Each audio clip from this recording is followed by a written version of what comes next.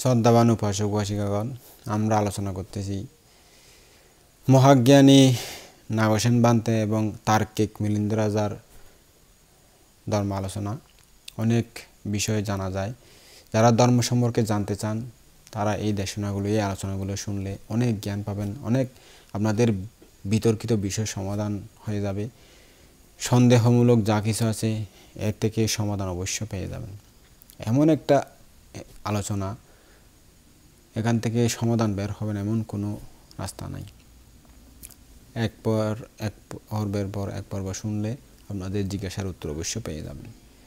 ধর্ম সম্পর্কে জানতে চাইলে ধর্ম শুনুন, তাহলে আপনাদের জ্ঞান উৎপন্ন হবে। তো একবার রাজা বললেন, বান্তে, এই যে পঞ্চ ইন্দ্রিয়, এগুলি বিভিন্ন কর্ম দ্বারা কিংবা এক কর্ম দ্বারা উৎপন্ন হয়েছে। মহারাজ, বিভিন্ন কর্ম দ্বারাই উৎপন্ন হয়েছে, এক কর্ম দ্বারা নয়। বান্তে, উপমা প্রদান করুন। মহারাজ, আপনি কি মনে করেন, যদি একই ক্ষেতে নানা রকম বীজ রোপণ করা হয়, তাহলে সেই নানা রকম বীজ থেকে নানান ফল উৎপন্ন হবে, নয় কি? হ্যাঁ বান্তে, হবে। মহারাজ, এই রকমই এই যে পঞ্চ ইন্দ্রিয় বা পঞ্চ আয়তন, এগুলি নানান কর্ম দ্বারা উৎপন্ন হয়েছে, এক কর্ম দ্বারা নয়। ঠিক আছে বান্তে। তো রাজা বলেন, বান্তে নাগসেন, কি কারণে সকল মানুষ সমান নয়? কেউ অল্পায়ু, কেউ দীর্ঘায়ু, কেউ বহু রোগসম্পন্ন, কেউ নিরোগ, কেউ সুশ্রী, কেউ বিশ্রী, কেউ সুন্দর, কেউ কালো, কেউ দুর্বল, কেউ শক্তিমান, কেউ ধনী, কেউ মহাধনী, কেউ নিচু কুলীন, কেউ কেউ উচ্চ বংশে, কেউ নিচ বংশে, কেউ নির্বোধ, কেউ প্রজ্ঞাবান, কেউ জ্ঞানী, কেউ পণ্ডিত। এরকম কেন? বান্তে বলেন, মহারাজ, কি কারণে সকল বৃক্ষ, সকল গাছ সমান নয়? কিছু খর, আর কিছু তিতা, আর কিছু লবণাক্ত, আর কিছু কটু, আর কিছু কষায়, আর কিছু মধুর মিষ্টি, এরকম কেন? বান্তে, মনে হয় বীজের নানাত্ব হেতু হয়ে থাকবে। মহারাজ, এই প্রকার এই কর্মের নানাত্ব হেতু সকল মানুষ সমান হয় না।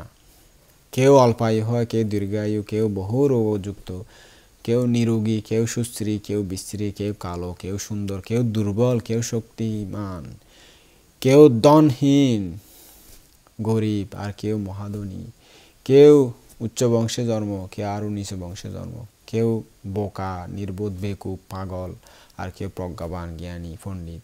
মহারাজ, ভগবান এও বলেছেন, হে মানব, সকল জীব নিজ নিজ কর্মফলই ভোগ করে, সকল জীব নিজ নিজ কর্মেরই উত্তরাধিকারী, নিজের কর্মানুসারে বিভিন্ন কুলে উৎপন্ন হয়, নিজের কর্মই নিজের মধ্যে প্রতিষ্ঠিত থাকে, নিজের কর্মই নিজের বন্ধু, নিজের কর্মই নিজের আশ্রয়, কর্মই প্রাণীগণকে হীন কিংবা উত্তম রূপে বিভাগ করে থাকে।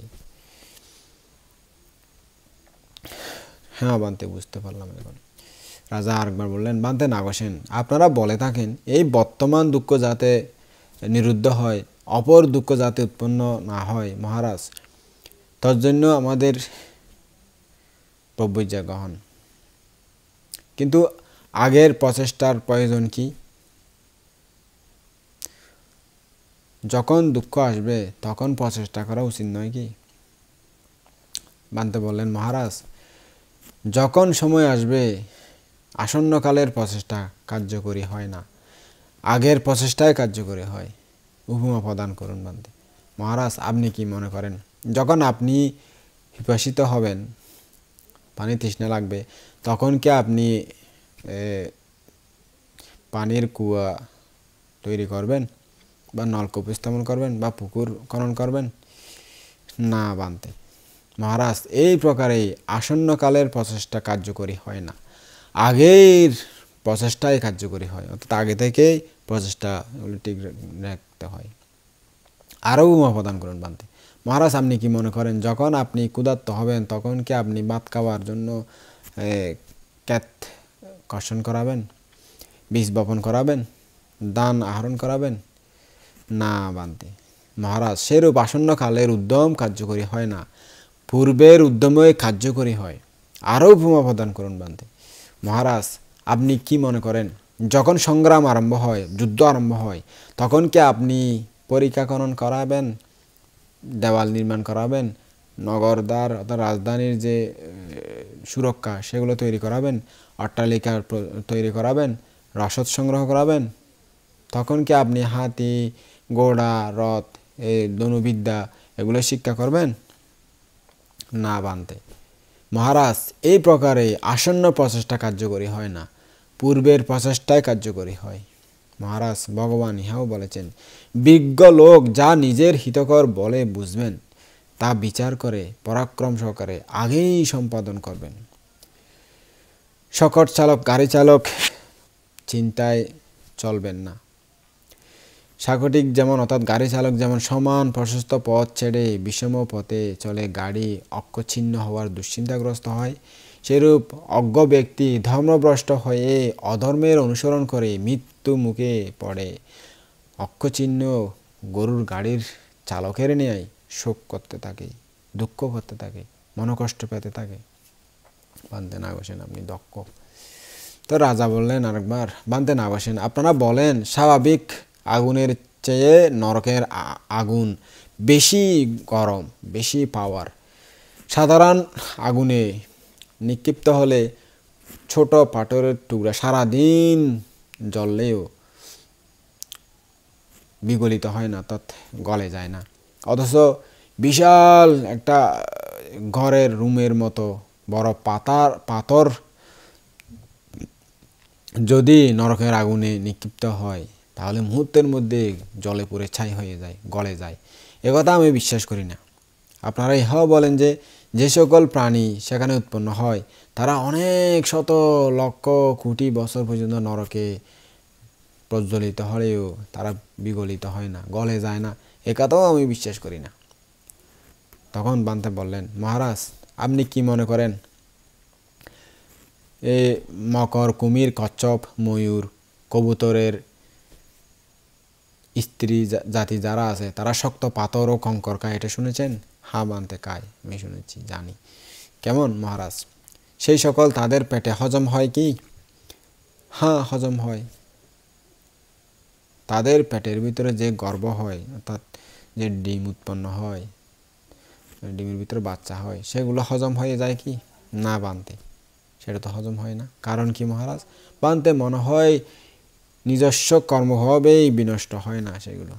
মহারাজ, এই প্রকারে নিজের কর্মভাবে নরকগামী জীবগণ অনেক শত সহস্র হাজার হাজার লক্ষ লক্ষ বছর পর্যন্ত নরকে পরিপক্ক হয়ে কষ্ট পায়, কিন্তু বিনষ্ট হয় না। মহারাজ, ভগবান ইহাও বলেছেন, সেই পাপকর্ম যতদিন শেষ না হয় ততদিন সেখানে পাপের মৃত্যু হয় না। আরও উপমা প্রদান করুন। মহারাজ, আপনি কি মনে করেন যে সকল সিংহী, বাঘের স্ত্রী আর কি, ডিপি এবং কুকুরের স্ত্রী জাতিরা আছে, তারা শক্ত মাংসের হাড়, টুকরা এগুলো খায় কি? হ্যাঁ বানতে, খায়। সেই সকল তাদের পেটের ভিতরে গিয়ে হজম হয়ে যায় কি? জীর্ণ হয়ে যায় কি? হ্যাঁ বানতে, হয়। তাদের পেটের ভিতরে যে গর্ভ উৎপন্ন হয়, বাচ্চা উৎপন্ন হয়, তাও কি পেটের মধ্যে জীর্ণ হয়ে যায়? না বানতে। কেন হয় না? কেন বানতে? মনে হয় নিজের কর্মফলেই জীর্ণ হয় না, হজম হয় না। মহারাজ, এই প্রকারে নিজ নিজ কর্মভাবে নরকের প্রাণীরা অনেক শত সহস্র বছর নরকে পরিপক্ক হলেও সেখানে বিনষ্ট হয় না। পুনরায় উপমা প্রদান করুন বানতে।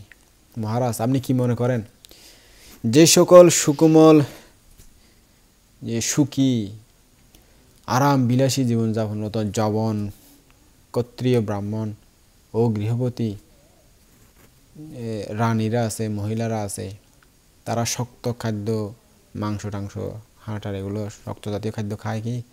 হ্যাঁ বানতে, খায়। মহারাজ, তাদের পেটে গিয়ে সেগুলো হজম হয় কি? হ্যাঁ বানতে, হজম হয়। তাদের পেটে যে গর্ভ উৎপন্ন হয়, বাচ্চা উৎপন্ন হয়, তাও কি সেখানে হজম হয়? না বানতে, সেটা হয় না। কেন বানতে? মনে হয় নিজের কর্মভাবেই হজম হয় না। মহারাজ, এই প্রকারে স্ব স্ব কর্মভাবেই নরকের প্রাণীগণ অনেক শত শত হাজার হাজার বছর ব্যাপী সেখানে পরিপক্ক হলেও বিনষ্ট হয় না। ভগবানও ইহা বলেছেন, যতদিন তার পাপকর্ম শেষ হবে না ততদিন তার মৃত্যু হবে না। বান্তে নাগসেন বুঝতে পারলাম। রাজা বললেন, বান্তে নাগসেন, আপনারা বলেন এই মহাপৃথিবী জলে প্রতিষ্ঠিত, জল বায়ুতে প্রতিষ্ঠিত এবং বায়ু আকাশে প্রতিষ্ঠিত। এই কথাও আমি সমর্থন করি না। তখন বান্তে ধর্মকরক দিয়ে পানি নিয়ে রাজা মিলিন্দকে বুঝালেন, মহারাজ, এই পানি যেমন বায়ু দ্বারা স্থিত আছে, সেইরূপ সেই পানিও বায়ুর দ্বারা স্থিত থাকে, সেটা সেরকমই। রাজা বললেন, বান্তে, নিরোধ কি নির্বাণ? হ্যাঁ মহারাজ, নিরুদয় নির্বাণ। বান্তে নাগসেন, নিরুদয় নির্বাণ ইহা কি প্রকার? মহারাজ, সমস্ত অজ্ঞ প্রকৃতজন আভ্যন্তরীণ ও বাহ্যিক ইন্দ্রিয় বিষয়ের উপভোগে রত হয়, উহাকে অভিনন্দন করে, উহার প্রশংসা করে এবং উহাতে নিমজ্জিত থাকে। তারা সেই স্রোতে ভেসে যায়, বারবার জন্মগ্রহণ করে, জরা মরণ শোক পরিদেবন দুঃখ দোমনুষ্য মনস্তাপ হতে মুক্ত হয় না। আমি বলি, তারা দুঃখ থেকে সম্পূর্ণ মুক্ত হয় না। মহারাজ, পক্ষান্তরে জ্ঞানবান আর্যশ্রাবক আভ্যন্তরীণ ও বাহ্যিক ইন্দ্রিয় ও বিষয়ের উপভোগে রত হয় না, তাকে অভিনন্দন করে না, প্রশংসা করে না, উহাতে নিমগ্ন হয় না। সেই কারণে তার তৃষ্ণা নিরোধ হয়। তৃষ্ণা নিরোধের ফলে উপাদান নিরোধ হয়, আসক্তি নিরুদ্ধ হয়। উপাদান নিরুদ্ধ হলে ভব কর্ম নিরুদ্ধ হয়, ভব নিরুদ্ধ হলে জন্ম নিরুদ্ধ হয়, জন্ম নিরোধ হলে জরা মরণ শোক পরিদেবন দুঃখ দোমনুষ্য হা হুতাশা মনস্তাপ সব নিরুদ্ধ হয়। এরূপে তার যাবতীয় দুঃখ রাশির অবসান হয়। মহারাজ, এরূপে নিরুদ্ধ হওয়াই নির্বাণ। হ্যাঁ বান্তে, বুঝতে পারলাম। তো রাজা বললেন, বান্তে, সকল লোকই কি নির্বাণ লাভ করে? না মহারাজ, সকলে নির্বাণ লাভ করে না। অথচ যিনি সম্যকরূপে ধর্মপথে চলেন, জানার যোগ্য ধর্মসমূহ জানেন, পরিজ্ঞেয় ধর্মসমূহ পরিজ্ঞাত হন, পরিত্যাজ্য বস্তু পরিত্যাগ করেন, অনুশীলনীয় ধর্মসমূহ নিজের মধ্যে অনুশীলনীয় করেন এবং প্রত্যক্ষকরণীয় ধর্মসমূহকে প্রত্যক্ষ করেন নিজেই, কেবল তিনি নির্বাণ লাভ করে থাকেন। বান্তে নাগসেন বুঝতে পারলাম। রাজা বললেন, বান্তে, যে ব্যক্তি নির্বাণ লাভ করে না সে নির্বাণ সুখ জানতে পারে কি? হ্যাঁ মহারাজ, যে নির্বাণ লাভ করে না সেও নির্বাণ সুখ জানতে পারে। বান্তে, নিজে লাভ না করে কিভাবে নির্বাণ সুখ জানতে পারে? মহারাজ, যাদের হাত পা কখনো কাটা যায়নি তারা হাত পা কাটা যাওয়ার দুঃখ কি জানতে পারবে? হ্যাঁ বান্তে, জানতে পারে। কিভাবে জানতে পারে? বান্তে, হাত পা কাটা অন্য লোকের ক্রন্দন রোদন শব্দ শুনে তারা জানতে থাকে যে এতে দুঃখ হয়, অর্থাৎ তারা জানতে পারে যে এদের শুনে অনেক দুঃখ, হাত পা না থাকলে তাদের অনেক কষ্ট হচ্ছে। মহারাজ, এই প্রকারে যাদের নির্বাণ দর্শন হয়েছে তাদের সন্তোষজনক শব্দ শুনে সে জানতে পারে যে নির্বাণ সুখ। বান্তে নাগসেন আপনি দক্ষ। রাজা বললেন একবার, বান্তে নাগসেন, আপনি ভগবান বুদ্ধকে দেখেছেন? না মহারাজ। আপনার গুরু আচার্যরা বুদ্ধকে দেখেছেন? না মহারাজ। বান্তে, তাহলে বুদ্ধ ছিলেন না। মহারাজ, হিমালয় পর্বতে উহা নামক একটা নদী আছে, আপনি সেটা দেখেছেন? না বান্তে, দেখিনি। আপনার আগের যে দাদা দাদু পিতৃপুরুষ আছে তারা দেখেছেন? না বান্তে। মহারাজ, তাহলে ওই উহা নামক নদীটি নাই? আছে বান্তে, আমি কিংবা আমার পিতা আমার দাদা দাদুরা না দেখলেও সেই নদী আছে। মহারাজ, সেই প্রকার যদিও আমি কিংবা আমার আচার্য উপাধ্যায় গুরুরা ভগবান বুদ্ধকে দেখে নাই, তবু তিনি ছিলেন। বান্তে নাগসেন, আসলে আপনি দক্ষ। রাজা একবার বললেন, বান্তে নাগসেন, ভগবান বুদ্ধ অনুত্তর শ্রেষ্ঠতম কি? হ্যাঁ মহারাজ, ভগবান বুদ্ধ তো অবশ্যই অনুত্তর। বান্তে নাগসেন, আপনি তাকে না দেখেই কি প্রকারে বলতে পারেন যে তিনি অনুত্তর? মহারাজ, আপনি কি মনে করেন যারা মহাসমুদ্র দেখে নাই তারা কি জানতে পারে যে উহা বিশাল, গভীর, অপ্রমেয় এবং অগাধ, এবং যাতে গঙ্গা, যমুনা, অচিরবতী, সরবু, মহী এই পঞ্চ মহানদী গিয়ে সবসময় এই নদীগুলোর পানি ওখানে যাচ্ছে, মিলিত হচ্ছে, তবু এর উন্নত্ব বা পুণ্যত্ব জানতে পারে কি? হ্যাঁ বানতে জানতে পারে। মহারাজ, এই প্রকারেই তার নির্বাণ প্রাপ্ত বড় বড় শিষ্যগণকে দেখে জানতে পারে যে ভগবান অনুত্তর। বান্তে নাগ হোসেন, আপনি দক্ষ। রাজা বললেন, বান্তে নাগ হোসেন, বুদ্ধ অনুত্তর ইহা জানা যায় কি? হ্যাঁ মহারাজ, জানা যায়। বান্তে নাগ হোসেন, কীভাবে জানা যায় যে বুদ্ধ অনুত্তর? মহারাজ, অতীতকালে তিস্যস্তবীর নামে এক বিখ্যাত লেখক আচার্য ছিলেন। বহু বছর আগে তিনি দেহত্যাগ করেছিলেন, তবু তাকে লোকে কিভাবে জানে? বান্তে, তার লেখা মাধ্যমে জানতে পারে। মহারাজ, এই প্রকারে যিনি ধর্মকে দেখেন তিনি ভগবান বুদ্ধকে দেখেন, কেননা ভগবানই ধর্মোপদেশ করেছিলেন, এই সকল উপদেশ দিয়েছিলেন। বান্তে, ঠিক আছে, বুঝতে পারলাম। তো রাজা আবার বললেন, বান্তে, আপনি কি ধর্ম দর্শন করেছেন? মহারাজ, বুদ্ধের উপদেশ অনুসারে তার শিক্ষা প্রণালী শ্রাবকদের সারা জীবন আচরণ করতে হয়। রাজা বললেন, বান্তে, সংক্রমণ বিনা অর্থাৎ সংক্রমণ ছাড়া পুনর্জন্ম হয় কি? হ্যাঁ মহারাজ, সংক্রমণ ছাড়াও পুনর্জন্ম হয়। বান্তে নাগ হোসেন, কি প্রকারে সম্ভব এটা উপমা প্রদান করুন। মহারাজ, যেমন কোনো ব্যক্তি এক প্রদীপ হতে অন্য প্রদীপ জ্বালায়, তবে প্রথম প্রদীপ হতে দ্বিতীয় প্রদীপ সংক্রমণ করে না। বান্তে মহারাজ, এই প্রকারেই সংক্রমণ বিনা পুনর্জন্ম হয়। আরও উপমা প্রদান করুন। বান্তে মহারাজ, আপনার এমন কোনো গাথা মনে আছে কি যা ছোটকালে কোনো গুরুর কাছ থেকে শিক্ষা লাভ করেছেন? হ্যাঁ বান্তে, মনে আছে। মহারাজ, সেই গুরুর মুখ থেকে বের হয়ে আপনার মধ্যে সংক্রমণ হয়েছে কি সেই গাথাগুলো? না বান্তে। মহারাজ, এই প্রকারে সংক্রমণ বিনা পুনর্জন্ম হয়। বান্তে নাগ হোসেন, আপনি দক্ষ। রাজা বললেন, বান্তে, জ্ঞাতার আত্মার উপলব্ধি হয় কি? বান্তে বললেন, মহারাজ, পরমাত্ম হিসাবে এরূপ জ্ঞাতা কেউ নাই। বান্তে নাগ হোসেন, আসলে সত্যি তাই। রাজা বললেন, বান্তে নাগ হোসেন, এমন কোনো সত্য আছে কি যে এই দেহ থেকে অন্য দেহে সংক্রমণ করে? না মহারাজ। বান্তে নাগ হোসেন, যদি এই দেহ থেকে অন্য দেহে সংক্রমণকারী কেউ না থাকে, তবে পাপকারী নিজের পাপকর্ম থেকে মুক্ত হবে, এরকম নয় কি? হ্যাঁ মহারাজ, যদি তার পুনর্জন্ম না হয় তবে সে নিজের পাপকর্ম থেকে নিশ্চয়ই মুক্ত হবে, আর যেহেতু সে পুনর্জন্ম গ্রহণ করে সেই কারণে পাপকর্ম থেকে সে মুক্ত নয়। বান্তে, উপমা প্রদান করুন। মহারাজ, যদি কেউ পরের আম চুরি করে তবে সে শাস্তিযোগ্য হবে কি না? হ্যাঁ বান্তে, অবশ্যই হবে।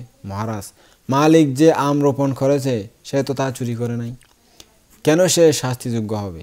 বান্তে, মালিকের রূপিত আম প্রবাহকে আশ্রয় করেই পরবর্তী আম ফলেছে, অর্থাৎ গাছটা বড় হয়ে সে গাছেই তো আম ধরেছে, সুতরাং সে শাস্তিযোগ্য হবেই। মহারাজ, এই প্রকারে মানুষ এই নামরূপের সাহায্যে ভালো কিংবা মন্দ কর্ম সম্পাদন করে, সেই কর্ম দ্বারা অপর নামরূপ জন্মগ্রহণ করে, সুতরাং সে আপন কর্ম হতে মুক্ত হয় না, যেহেতু এই নামরূপকে আশ্রয় করে অন্য নামরূপ উৎপন্ন হয়। বুঝতে পারলাম বান্তে। রাজা বললেন, বান্তে নাগ হোসেন, যখন এই নামরূপ দ্বারা ভালো কিংবা মন্দ কর্ম করা হয় তখন সেই কর্মরাশি কোথায় থাকে? মহারাজ, অপরিত্যাগিনীর ছায়ার মতো সেই কর্মরাশি তার অনুগামী হয়। বান্তে, সেই কর্মসমূহ দেখাতে পারা যায় কি এখানে বা সেখানে উহারা বিদ্যমান আছে? মহারাজ, এইভাবে দেখাতে পারা যায় না। উপমা প্রদান করুন বান্তে, যাতে আমি বুঝতে পারি। মহারাজ, যে সকল গাছের ফল এখনো ফলে নাই, এখনো ফল ধরে নাই, এদের ফলগুলি এখানে বা সেখানে, ওইখানে ভিতরে, গাছের ভিতরে, গাছের ফাঁকে, চামড়ার ভিতরে আছে, এভাবে দেখাতে পারা যায় কি? না বানতে, এটা তো দেখানো যায় না মহারাজ। এই প্রকার অবিচ্ছিন্ন জীবন প্রবাহে তাদেরকে দেখাতে পারা যায় না যে এখানে বা সেখানে সেই কর্মসমূহ জমা আছে। ও বানতে, এটা বুঝতে পারলাম। রাজা বললেন, বানতে যে জন্মগ্রহণ করে সে কি জানে আমি জন্মগ্রহণ করব? হ্যাঁ মহারাজ, যে জন্মগ্রহণ করে সে জানে আমি জন্মগ্রহণ করব। উপমা প্রদান করুন বানতে। মহারাজ, কোনো কৃষক জমিতে বীজ রোপণ করে খুব ভালোভাবে বৃষ্টিপাত হলে জানতে পারে কি তার ফসল ধরবে, ধান ধরবে? হ্যাঁ বানতে, জানতে পারে। মহারাজ, এইভাবে যে জন্মগ্রহণ করে সে আগেই জানতে পারে আমি জন্মগ্রহণ করব। ও বানতে, ঠিক আছে, বুঝতে পারলাম। আচ্ছা বানতে, নাগসেন, বুদ্ধ কি ছিলেন? হ্যাঁ মহারাজ, ভগবান বুদ্ধ ছিলেন। বানতে নাগসেন, তিনি এখানে বা সেখানে কোথায় আছেন আপনি দেখাতে পারেন কি? মহারাজ, ভগবান অনুপাদি শেষ নির্বাণ ধাতুতে পরিনির্বাপিত হয়েছেন, যার পর তার ব্যক্তিত্বের কোনো নিদর্শন নাই। সুতরাং ভগবানকে এখানে বা সেখানে আছেন বলে প্রদর্শন করা যায় না। উপমা প্রদান করুন বানতে। মহারাজ, প্রজ্বলিত অগ্নিস্কন্ধের যে শিখা নির্বাপিত হয়েছে সেখানে সেই শিখা এখানে বা সেখানে আছে এরকম বলে দেখানো যায় কি? না বানতে, আগুন জলে যেই শিখা নিভে গেছে সেখানে আমি কোথায় দেখাই দেবো ওখানে জমা আছে, ওখানে জমা আছে। যে শিখা নিরুদ্ধ হয়েছে, প্রজ্ঞপ্তির বহির্ভূত হয়েছে সেই শিখা, তখন আর দেখানো যায় না। মহারাজ, এই প্রকারে ভগবান অনুপাদি সেই নির্বাণ ধাতুতে নির্বাপিত হয়েছেন, অস্তমিত হয়েছেন, সুতরাং তাকে আর এখানে বা সেখানে আছেন বলে প্রদর্শন করা যায় না। মহারাজ, ধর্মকায় দ্বারা কিন্তু ভগবানকে প্রদর্শন করা যায়, যেহেতু ধর্ম ভগবান কর্তৃক দেশিত হয়েছে। সাধু বানতে, বুঝতে পারলাম। তো রাজা একবার প্রশ্ন করলেন, বানতে নাগসেন, প্রব্রজিতগণের নিজ দেহ প্রিয় কি? তারা দেহকে বেশি পছন্দ করে কি? না মহারাজ, প্রব্রজিতগণের নিজ দেহ প্রিয় নয়। বানতে, তাহলে আপনারা শরীরের এত যত্ন ও আদর করেন কেন? মহারাজ, কখনো যুদ্ধে গিয়ে আপনার আঘাত হয়েছে কি? তীরের বা বল্লমের আঘাত হয়েছে কি? হ্যাঁ বানতে, হয়তো। মহারাজ, তখন আপনি সেই ক্ষত স্থান মলম লাগান বা পাট্টি বাঁধেন বা তেল মালিশ করেন বা অন্য কোনো সুন্দরভাবে যত্ন করেন কি? হ্যাঁ বানতে, এরূপ করা হয়। মহারাজ, আপনার সেই ক্ষতটি, আঘাত যেখানে পেয়েছেন সেটা কি আপনার খুব প্রিয়, যে কারণে ওইখানে আপনি মলম লাগান, পাট্টি বাঁধান, তেল মালিশ করেন? বানতে, ক্ষত আমার, আঘাতটি আমার প্রিয় নয়, কিন্তু নতুন মাংস উৎপত্তির জন্য ওই সমস্ত পরিচর্যা, সেবা শুশ্রূষা করতে হয় আর কি। মহারাজ, তদ্রূপ প্রব্রজিতদের নিজের দেহ প্রিয় নয়, কিন্তু তারা ব্রহ্মচর্য পালনের জন্য অনাসক্তভাবে দেহের এত যত্ন আদর করেন। কারণ দেহের ঠিক না থাকলে ধ্যান সাধনা করবে কিভাবে, শীল সমাধি প্রজ্ঞা অনুশীলন করবে কিভাবে? ভগবান বুদ্ধ দেহকে ব্রণোপম বলেছেন, সেই কারণে প্রব্রজিতগণ অনাসক্তভাবে ব্রণের ন্যায় দেহের পরিচর্যা করেন, সেবা শুশ্রূষা করেন। ভগবান ইহাও বলেছেন, আর্দ্র চর্মে আচ্ছাদিত এই দেহ নবমুখযুক্ত মহাব্রণ সদৃশ, যার সর্বদিক দিয়ে সর্বদা অসুচি, পচা ও দুর্গন্ধ নিঃসৃত হচ্ছে। বানতে নাগসেন, আপনি দক্ষ। রাজা একবার বললেন, বানতে নাগসেন, বুদ্ধ সর্বজ্ঞ সর্বদর্শী ছিলেন কি? হ্যাঁ মহারাজ, বুদ্ধ সর্বজ্ঞ সর্বদর্শী ছিলেন। বানতে, তাহলে তিনি শিষ্যগণের বিনয় শিক্ষাপথ ক্রমান্বয়ে একটার পর একটা প্রণয়ন করেছেন কেন? অর্থাৎ একই সঙ্গে সমস্ত বিনয় বিধিশীল প্রজ্ঞাপ্ত করলেন না কেন? একটার পর একটা কেন করলেন? মহারাজ, আপনার কোনো চিকিৎসক আছেন কি যিনি পৃথিবীর সমস্ত রোগের ওষুধ জানেন? হ্যাঁ বানতে, আছেন, আমার একজন দক্ষ চিকিৎসক আছেন। মহারাজ, সেই চিকিৎসক রোগ হলে কি রোগীকে ওষুধ সেবন করায়, অথবা রোগ না হলে? বানতে, রোগ হলেই তো তিনি রোগীকে ওষুধ সেবন করান, রোগ না হইলে নয়। রোগ না হলে কেন করাবেন? মহারাজ, এইরূপ ভগবান বুদ্ধ সর্বজ্ঞ সর্বদর্শী, সময় উপস্থিত না হলে তিনি শ্রাবকদের জন্য, শিষ্যদের জন্য কোনো শীল বিনয় প্রজ্ঞাপ্ত করেন নাই। উচিত সময় হলেই কার্যকারণবশত তিনি শ্রাবকদের জন্য, শিষ্যদের জন্য যাবজ্জীবন অলঙ্ঘনীয় শিক্ষাপথ প্রণয়ন করেছেন। বুঝতে পেরেছেন? হ্যাঁ বান্দে। একবার রাজা বললেন, বান্তে নাগসেন, বুদ্ধ প্রকৃতপক্ষে কি ৩২ মহাপুরুষ লক্ষণযুক্ত, অসিতে অনুরঞ্জন, শোভিত, সুবর্ণ দেহধারী, কাঞ্চন সদৃশ চামড়া বিশিষ্ট অর্থাৎ সোনার রঙের মতো চামড়া ছিলেন, এবং তার শরীর থেকে এক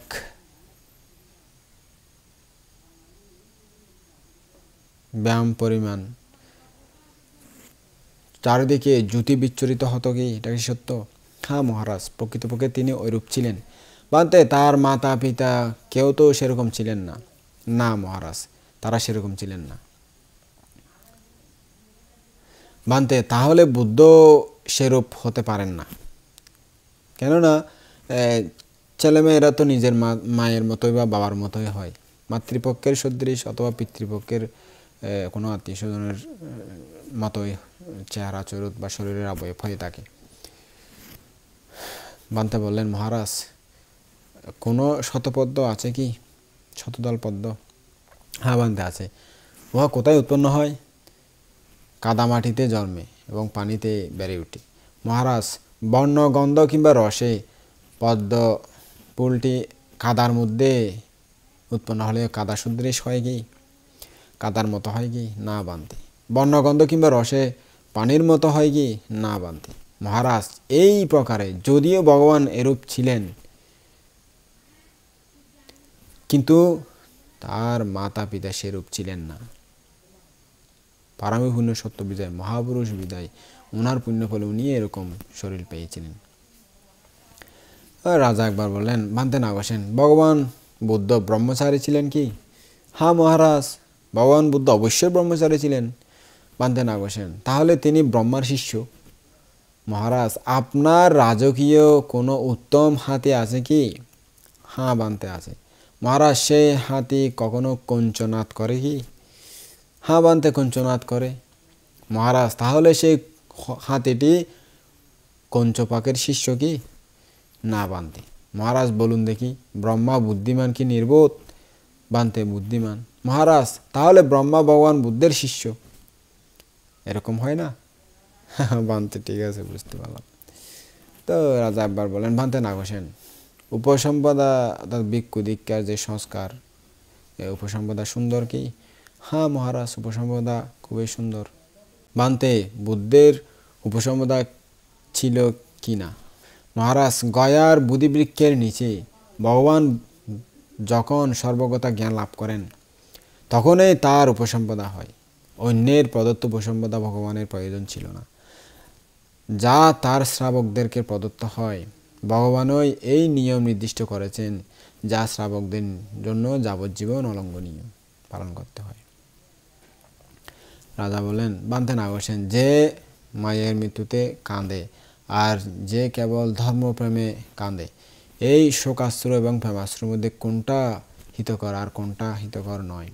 মহারাজ কারো অশ্রু রাগ দেশ মোহ দ্বারা মলিন উত্তপ্ত হয়, আর কারো অশ্রু মানসিক প্রীতি ও প্রসন্নতার দরুন শীতল ও নির্মল হয়। মহারাজ যা শীতল তা হিতকর, আর যা উষ্ণ তা হিতকর নয়। রাজা একবার বললেন, বান্তে নাগসেন, সরাক ও বিতরাকদের মধ্যে ভেদ কি? মহারাজ ওদের মধ্যে একজন তৃষ্ণাতে আসক্ত, অপরজন তদ্রূপ নয়। বান্তে আসক্ত এবং অনাসক্ত এর অর্থ কি? মহারাজ এদের মধ্যে একজন কামনা পরায়ণ আর একজন কামনাবিহীন। বান্তে আমরা এরূপ দেখতে পাই যে সরাক ও বিতরাক প্রত্যেকে ভালো খাদ্য ভোজ্য খেতে ইচ্ছা করেন, কেউ খারাপ খাদ্য খেতে চান না। মহারাজ সরাক ব্যক্তি ভোজনে রসের স্বাদ গ্রহণ করে এবং রসের প্রতি অনুরক্ত হয়, আসক্তপরায়ণ হয়, কিন্তু পক্ষান্তরে বিতরাক ব্যক্তি খাদ্যের প্রতি রসাস্বাদন করেন বটে, অর্থাৎ খাওয়ার এর স্বাদ নেন বটে, কিন্তু তাতে অনুরক্ত হন না, আসক্ত হন না। এটাই পার্থক্য। রাজা একবার বলেন, বান্তে নাগসেন, প্রজ্ঞা কোথায় থাকে? মহারাজ কোথাও থাকে না। বান্তে তাহলে প্রজ্ঞা নাই। মহারাজ বাতাস কোথায় থাকে? বান্তে কোথাও নাই। মহারাজ তাহলে বাতাস নাই। বুঝতে পারলাম বান্তি। তো রাজা একবার বললেন, ভান্তে নাগসেন, আপনারা যে সংসার বলেন সেই সংসার কি? মহারাজ, প্রাণী এখানে জন্মগ্রহণ করে, এখানেই মরে, এখানে মরে অন্য স্থানে জন্মগ্রহণ করে, সেই স্থানে জন্মে সেই স্থানে মৃত্যুবরণ করে, আবার সেই কুল থেকে মরে অন্য লোকে উৎপন্ন হয়। এইভাবে সংসরণ বা গমনাগমনই সংসার। ভান্তে উপমা প্রদান করুন।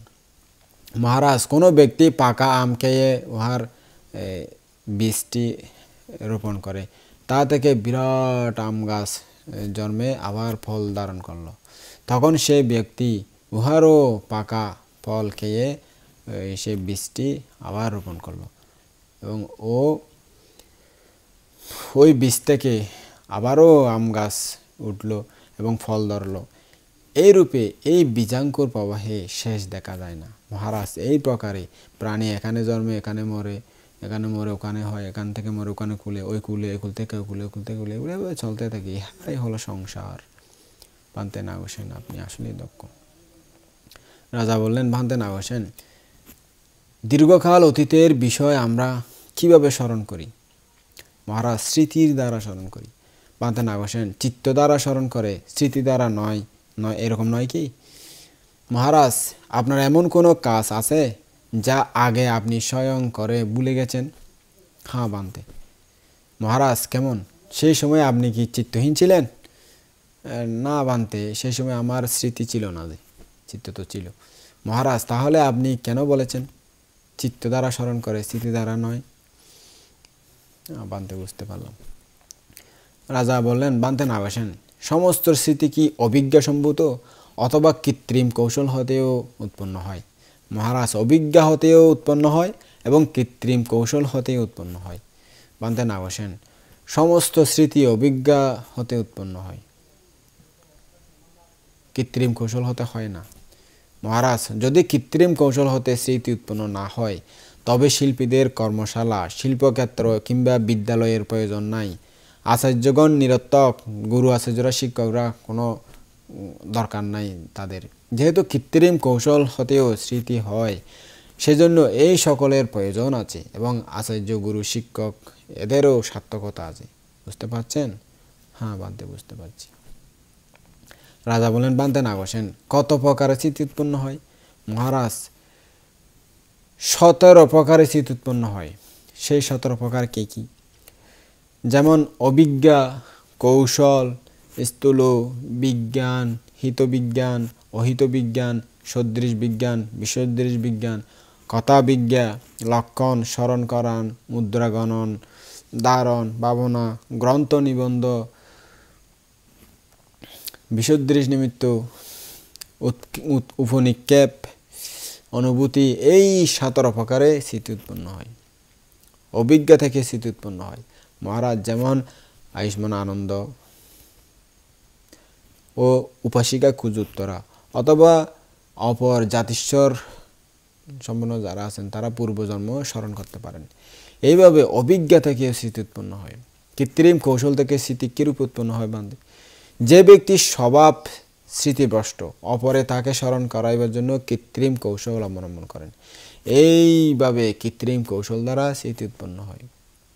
স্থূল বিজ্ঞান থেকে কিভাবে স্মৃতি উৎপন্ন হয়? যেমন কেউ রাজ্যাভিষেক লাভ করে কিংবা শ্রোতাপত্তি ফল লাভ করে, এইরূপ স্থূল ঘটনা থেকে স্মৃতি উৎপন্ন হয়। কিরূপে? হিতবিজ্ঞান থেকে স্মৃতি উৎপন্ন হয়। যে স্থানে সুখ লাভ হয় সেখানে এরূপ সুখ পেয়েছে বলে স্মরণ করে, এরূপে হিতবিজ্ঞান থেকে স্মৃতি উৎপত্তি হয়। কিরূপে? অহিত বিজ্ঞান থেকে স্মৃতি উৎপত্তি হয়। যেখানে দুঃখ পায় সেখানে দুঃখ পেয়েছে বলে স্মরণ করে, এরূপে দুঃখজনক বিজ্ঞান থেকে স্মৃতি উৎপন্ন হয়। কিরূপে? সদৃশ নিমিত্ত থেকে স্মৃতি উৎপন্ন হয়। কেউ সদৃশ ব্যক্তিকে দেখে পিতা, মাতা, বোন কিংবা ভাইকে স্মরণ করে, অথবা কোনো ওট, গরু, গাধাকে দেখে তাদৃশ জীবকে স্মরণ করে, এরূপে সদৃশ নিমিত্ত থেকেও স্মৃতি উৎপন্ন হয়। কিরূপে? বিসদৃশ নিমিত্ত থেকে স্মৃতি উৎপন্ন হয়। অমুকের কালার, রং, শব্দ, রস, স্পর্শ, ওর আকার প্রকার, এরকম এই বিসদৃশ নিমিত্ত থেকেও স্মৃতি উৎপন্ন হয়। কিরূপে ক্ষতাবিজ্ঞা হতে স্মৃতি উৎপন্ন হয়, যে স্বভাবত স্মৃতিভ্রষ্ট হয় তাকে অন্য নানান সংকেতে স্মরণ করায়, ওই রকম এটা এরকম আর কি, ওইটা এরকম আর কি, এভাবে তার দ্বারা সে স্মরণ করে। এভাবে ক্ষতাবিজ্ঞা হতেও স্মৃতি উৎপন্ন হয়। কিরূপে লক্ষণ থেকে স্মৃতি উৎপন্ন হয়, যেমন কেউ স্বভাবত বৃষসমূহের চিহ্ন ও লক্ষণ দ্বারা ওদেরকে জানে, এরূপে লক্ষণ থেকে স্মৃতি উৎপন্ন হয়। গরু ছাগল হাঁস মুরগি এগুলো একটা চিহ্ন দিয়ে রাখে, ওখান থেকে চিনতে পারা যায়, এরকম আর কি। কিরূপে স্মরণ করান থেকে স্মৃতি উৎপন্ন হয়, যেমন স্বভাবত স্মৃতিভ্রষ্ট হয়, অপর ব্যক্তি তাকে বলে যে হে স্মরণ করো স্মরণ করো, এরকম বলে স্মরণ করায়। এভাবে স্মরণ করার মাধ্যমে স্মৃতি উৎপন্ন হয়। কিরূপে মুদ্রা থেকে স্মৃতি উৎপন্ন হয়, লিপিতে শিক্ষিত হেতু জানতে পারে যে এই অক্ষরের পর এই অক্ষর লিখতে হবে, এইভাবে মুদ্রা হতে স্মৃতি উৎপন্ন হয়। কিরূপে গণনা দ্বারা স্মৃতি উৎপন্ন হয়, গণনায় দক্ষ হেতু গণনাকারীরা বহু সংখ্যা গণনা করেন, এই রূপে গণনা হতে স্মৃতি উৎপন্ন হয়। কিরূপে ধারণ হতে স্মৃতি উৎপন্ন হয়, স্মৃতিতে ধারণে শিক্ষিত হেতু ধারণকারীরা বহু বিষয় স্মরণ রাখে, এরূপে ধারণ হতে স্মৃতি উৎপন্ন হয়। কিরূপে ভাবনা হতে স্মৃতি উৎপন্ন হয়, এই শাসনে কোনো ভিক্ষু ভাবনা বলে অনেক প্রকার পূর্ব জন্ম বৃত্তান্ত স্মরণ করেন, যথা 1 জন্ম 2 জন্ম 3 জন্ম 5 জন্ম 10 জন্ম 50 জন্ম 100 জন্ম লক্ষ জন্ম কোটি জন্ম, এরকম অনেক অনেক জন্ম স্মরণ করেন, উদ্দেশ্য আদি সহজ পূর্ব জন্ম বৃত্তান্ত স্মরণ করেন, এরূপে ভাবনা হতে স্মৃতি উৎপন্ন হয়। কিরূপে গ্রন্থ নিবন্ধন হতে স্মৃতি উৎপন্ন হয়, রাজারা আইন কানুন স্মরণ না থাকলে অমুক গ্রন্থটা আনো তো, এই বলে আইনের গ্রন্থ আনায়ন করেন, আইনের বই আনেন, সেখান থেকে অনুসরণ করে, এরূপে গ্রন্থ নিবন্ধ হতে স্মৃতি উৎপন্ন হয়। কিরূপে উপনিক্ষেপ হতে স্মৃতি উৎপন্ন হয়, উপনিক্ষেপ দ্রব্য দেখে ওর সম্বন্ধে স্মরণ হয়, এরূপে উপনিক্ষেপ হতে স্মৃতি উৎপন্ন হয়। কিরূপে অনুভূতি হতে স্মৃতি উৎপন্ন হয়, পূর্বের দেখা শোনা জানা বস্তু রূপের স্মৃতি হয়। এইভাবে শ্রুত শব্দের বা ঘ্রাণের আস্বাদনের স্পষ্টের বিজ্ঞাত ধর্মের কল্পিত বিষয়ের এরূপে অনুভূতি হতেও অনেক স্মৃতি উৎপন্ন হয়।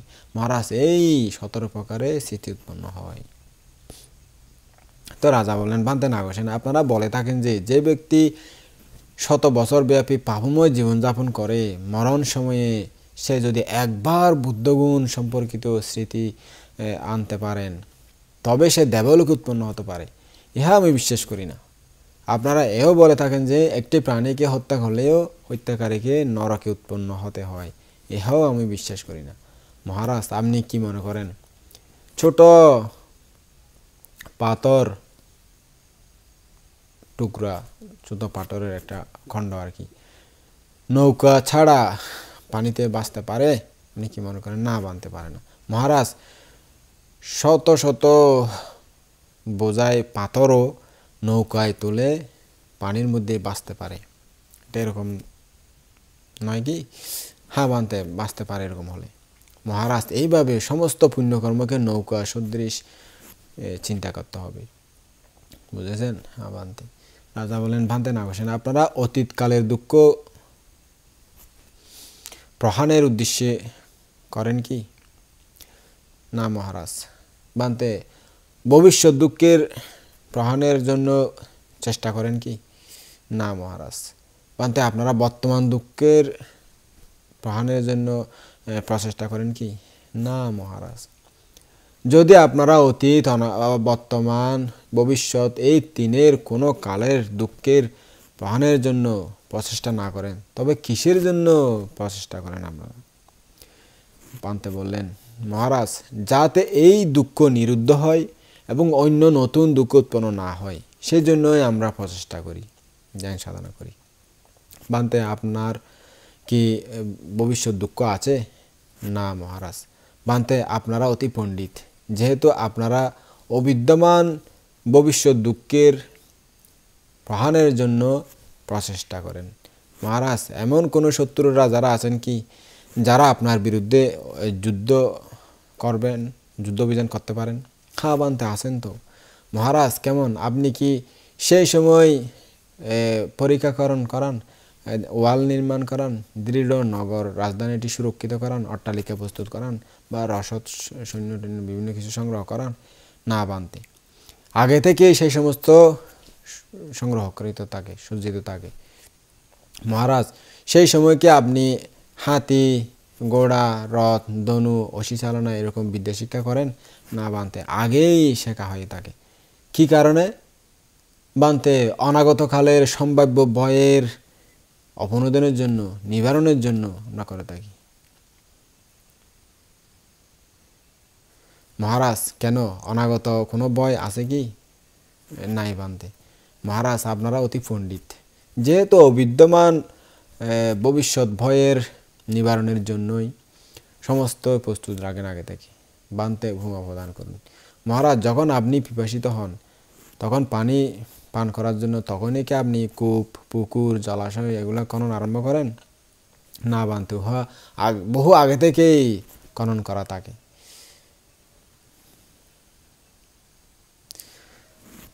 পূর্ব থেকে কেন নির্মিত থাকে? বানতে অনাগত কালের পিপাসা নিবৃত্তির জন্যই প্রস্তুত থাকে। মহারাজ, অনাগত কালের কোনো পিপাসা আছে কি? না বানতে। মহারাজ, তাহলে আপনারা অতি পণ্ডিত, যেহেতু যে পিপাসা এখনো উৎপন্ন হয় নাই সেই পিপাসা নিবৃত্তির জন্য কূপ আদি, পুকুর আদি নির্মাণ করে থাকেন। বানতে আরও ভূমা প্রদান করুন। মহারাজ, যখন আপনি ক্ষুধার্ত হবেন তখন ভাত খাওয়ার ইচ্ছায় ক্ষেতে চাষ করাবেন কি? শালি বীজ রোপণ করাবেন কি? ধান রোপণ করাবেন কি? না বানতে। আগে থেকেই তা প্রস্তুত থাকে। কেন? অনাগত ক্ষুধা নিবৃত্তির জন্য। মহারাজ, অনাগত ক্ষুধা নামক কিছু আছে কি? নাই বানতে। মহারাজ, আপনারা অতি পণ্ডিত, যেহেতু আপনারা অবর্তমান, ভবিষ্যৎ, অনাগত ক্ষুধা নিবৃত্তির জন্য আগে থেকেই প্রচেষ্টা শুরু করে দেন।